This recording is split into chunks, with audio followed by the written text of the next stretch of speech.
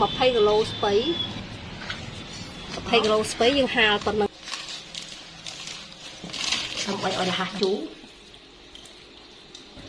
ហើយយើងស្រង់ដាក់ចានញ៉ាំទៅ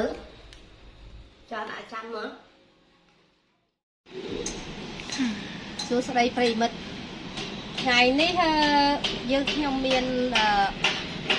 កម្មវិធីមួយយកមកបង្ហាញជូនប្រិមិត្តកម្មវិធីនោះគឺ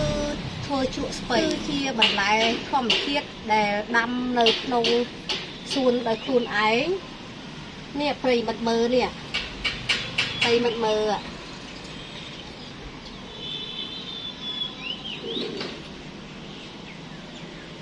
នេះគេហៅថាស្ពៃជើងទា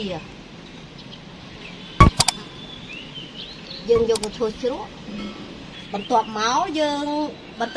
ត្រូវយកវាទៅហាលប្រិមិត្តយើងកាត់ពីរោងមកហើយយើងលាងទឹក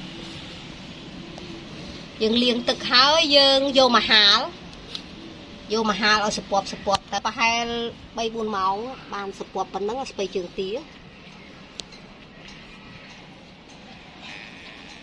ហាលវាហើយយើងមានប្រហែល20 គីឡូស្ពៃយើងហាលប៉ុណ្ណឹងទៅ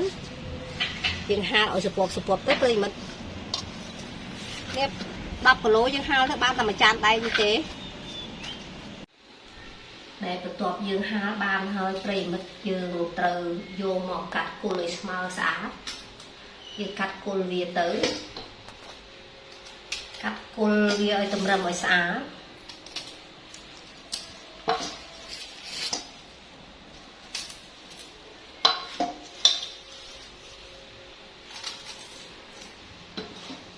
រោយបានមកសំរុំតម្រឹមគល់វាយើងរោយវាទៅយើងដាក់ឲ្យចូលអំបិលមកនេះវាដាក់មកយើងដាក់រោយអំបិលវាមកដើម្បីឲ្យចូលអំបិល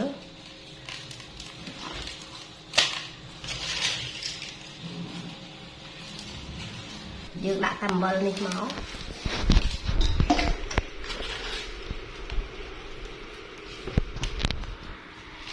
ខោកែវ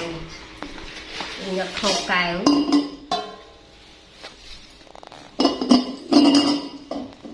ដាក់ញាត់មក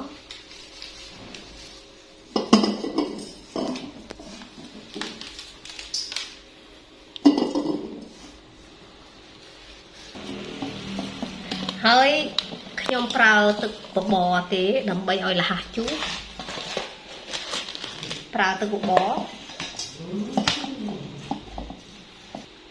បោះចូលទៅដើម្បីឲ្យរហ័សជូរ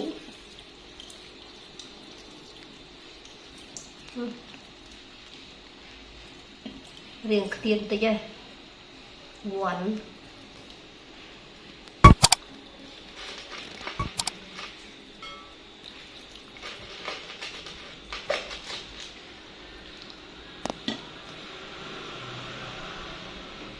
ទុកវា3 ថ្ងៃទៅយើងយកមកមើលនេះ3 ថ្ងៃហើយ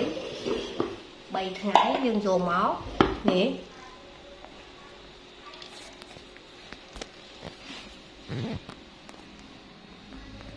ហើយយើងស្រង់ដាក់ចានញ៉ាំទៅចានដាក់ចានមកជូរឲ្យឆ្ងាញ់ណា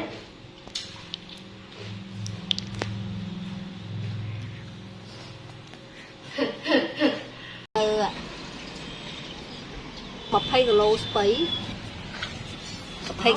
យើងហាលប៉ុណ្ណឹងដើម្បីឲ្យរហ័សជូរហើយយើងស្រង់ដាក់ចានញ៉ាំទៅចានដាក់ចានមក